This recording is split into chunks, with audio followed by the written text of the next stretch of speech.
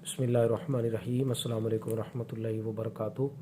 नाज़रीन, हकीम हाफिज़ मोहम्मद उवैस बासी आपकी खिदमत में हाजिर हूँ। उम्मीद करता हूँ तमाम दोस्तों अहबाब बखैर वाफ़ियत होंगे। अल्लाह ताला सबको सेहत व सलामती अता फरमाए। दोस्तों, आज हम बात कर रहे हैं लो ब्लड प्रेशर के हवाले से। ऐसे कई लोग हैं जिनका बीपी जो है वो लो हो जाता है। इसकी काफ़ी सारी वजूहात हैं। इसमें कुछ वजूहात का मैं आपके सामने ज़िक्र करूंगा और उसके बाद इसका मुख्तसर सा इलाज आपके सामने रखेंगे, जिसके इस्तेमाल से इंशाअल्लाह ताला आपका बीपी जो है वो एक लेवल पर आ जाएगा। लेकिन जो वजूहात मैं आपके सामने रखूंगा उन्हीं वजूहात का ये इलाज होगा।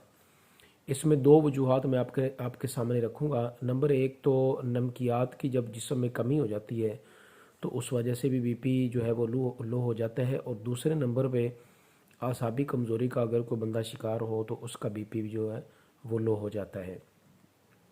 तो ये दो वजूहात मैंने आपके सामने रखी हैं, इन दोनों का मैं हल भी आपके सामने रखूँगा।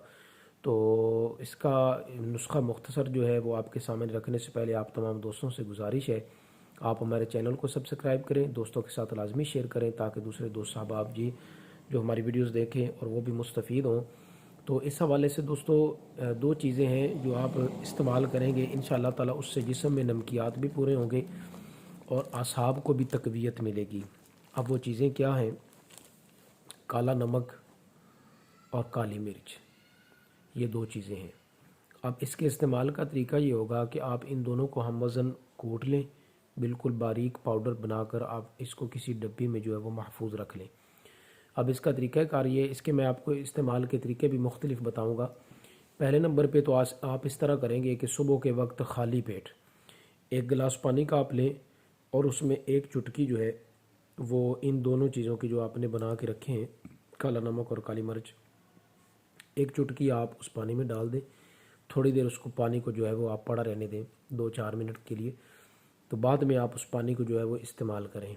इंशाअल्लाह ताला आपके जिस्म की नमकियात भी पूरे होंगे और आसाब को भी तक़वियत मिलेगी, इसलिए कि ये जो काली मिर्च होती है ये मुक़व्वी आसाब भी होती है।